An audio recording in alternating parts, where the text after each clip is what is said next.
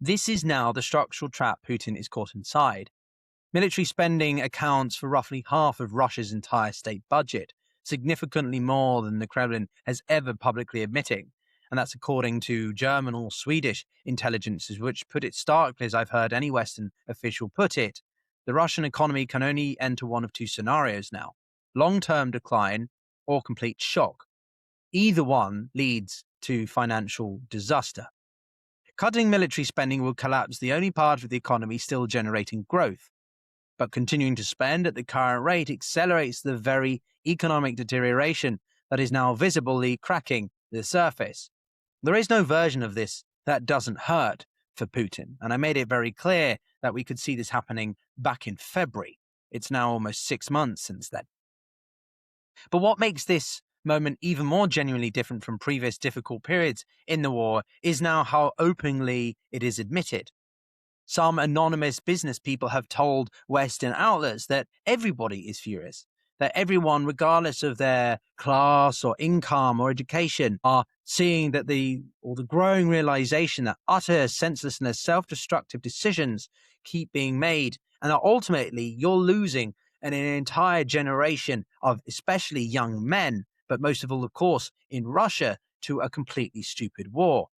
This is not Western commentary. Again, this is not Ukrainian propaganda.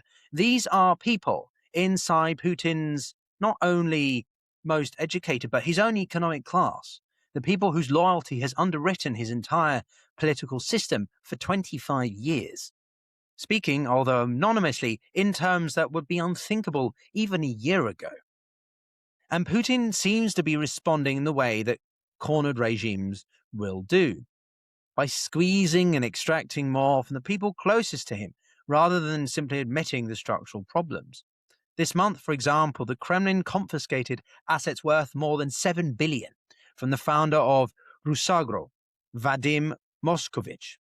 Russian oligarchs have reportedly made what they are describing as voluntary contributions to the war chest, expected to run to roughly 4 billion by the end of the year.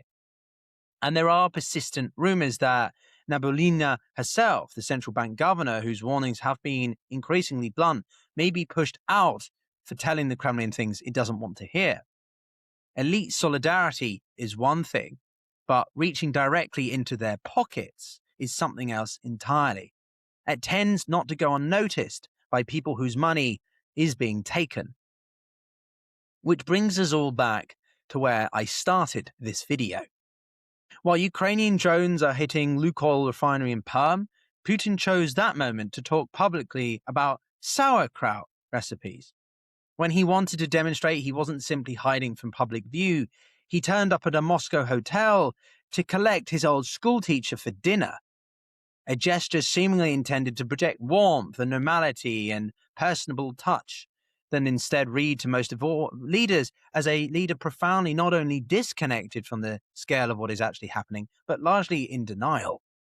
Putin spends much of his time now deliberately out of sight.